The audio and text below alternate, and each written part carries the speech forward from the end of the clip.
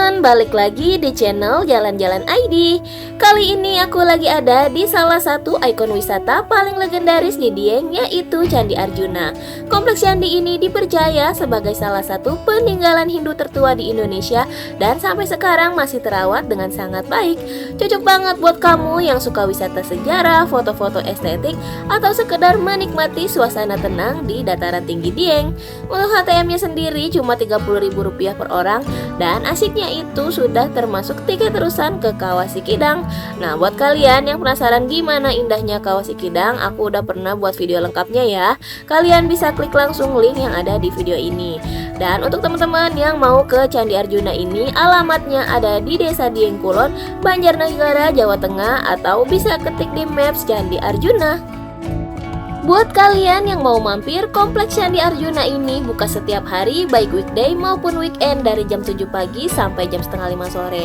Tapi saran dari aku, jangan datang terlalu mepet saat jam tutup ya, biar kalian bisa puas keliling dan foto-foto tanpa harus terburu-buru.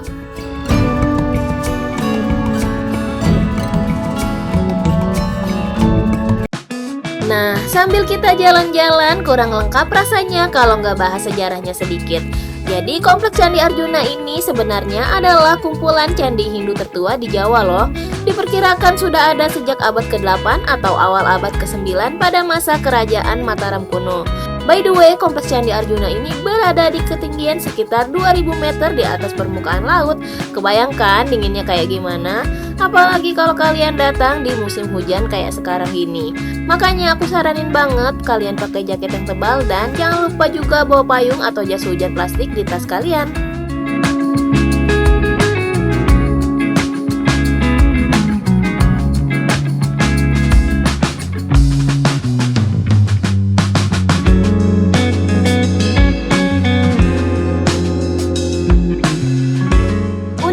Nama-nama candi yang ada di kompleks ini semuanya diambil dari tokoh pewayangan Mahabharata.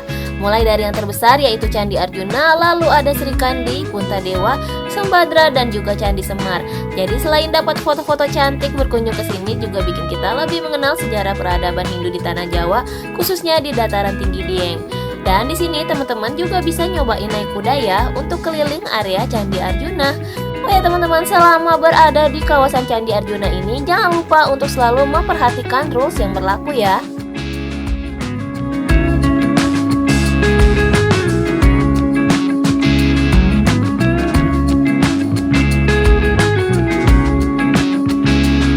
Begitu masuk ke kawasan Candi Arjuna, kesan pertama yang aku rasain adalah area ini super bersih, luas dan juga tertata rapi, dan ditambah cantiknya tanaman-tanaman di sepanjang jalan setapak yang kita lewatin. Benar-benar bikin betah buat jalan-jalan santai di dalam kawasan Candi Arjuna ini ya. Di depan ini adalah bangunan-bangunan yang sudah berdiri kokoh sejak abad ke-8. Bayangin teman-teman, bangunan ini sudah melewati ribuan tahun, berbagai cuaca ekstrim, bahkan sempat tertimbun tanah, tapi masih kokoh berdiri sampai sekarang. Nah, selain sejarahnya yang tinggi, mulai tahun 2009, kompleks Candi Arjuna ini nggak cuma jadi situs sejarah aja, tapi juga jadi pusat pengembangan wisata yang dikemas keren banget oleh Dinas Pariwisata Banjarnegara. Kalian pasti udah nggak asing lagi kan sama yang namanya Dieng Culture Festival. Nah, perayaan besar itu pusatnya ya di sini teman-teman.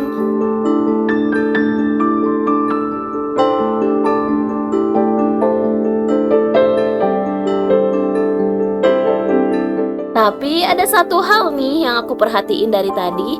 Meskipun areanya bersih dan cakep banget, aku agak kesulitan buat nemuin papan informasi detail di setiap titik candinya.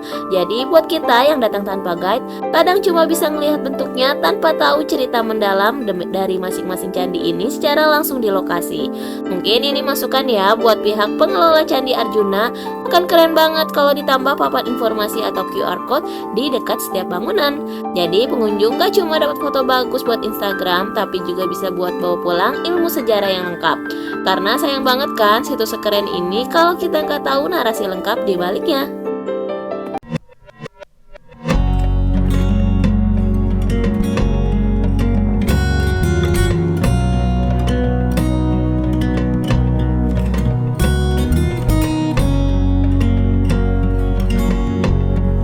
Nah, Nah, setelah dari area utama ini, sebenarnya masih ada area candi lainnya yang mau aku tunjukin ke kalian.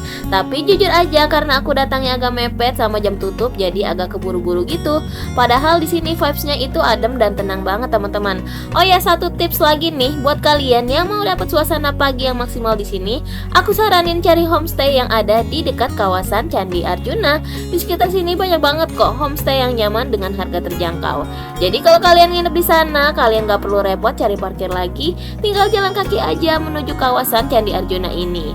Dan kalau kalian nginep dekat Candi Arjuna, itu lokasinya deket banget dengan titik nol Dieng. Pas malam hari, teman-teman bisa langsung melipir ke titik nol buat sekedar nongkrong atau kulineran malam. Seru banget kan? Semuanya serba deket dan bisa dijangkau cuma dengan jalan kaki. Nah, puas keliling di area utama, sekarang kita akan geser menuju ke area Candi Gatot Kaca. Jadi lokasinya itu ada di luar kompleks utama ya teman-teman.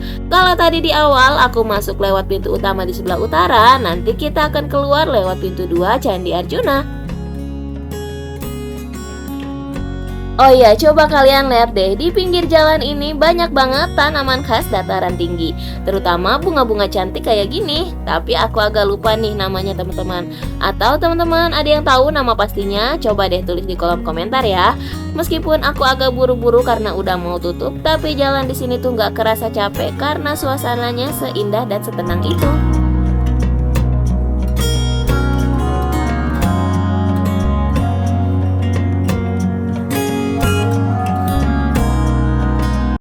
Buat teman-teman yang mungkin arah datangnya dari sisi berbeda, kalian juga bisa masuk lewat pintu 2 ini ya. Beli tiketnya bisa langsung di loket sini, harganya tetap sama kok, Rp30.000 dan udah dapat akses terusan juga. Nah, ada catatan penting nih buat teman-teman soal fasilitas.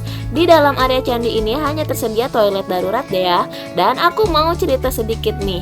Pas aku keluar lewat pintu 2, ternyata jaraknya jauh banget buat balik lagi ke penginapan di area utama tadi. Tapi untungnya orang-orang di Dieng itu ramah-ramah banget teman-teman. Aku sempat ditawarin bantuan dan luar biasanya aku diantar gratis sama salah satu driver jeep yang lagi mangkal di depan pintu 2 ini sampai ke depan homestay. Pengalaman kayak gini nih yang bikin perjalanan bukan cuma soal tempat wisatanya aja ya, tapi juga soal kebaikan orang-orang di dalamnya.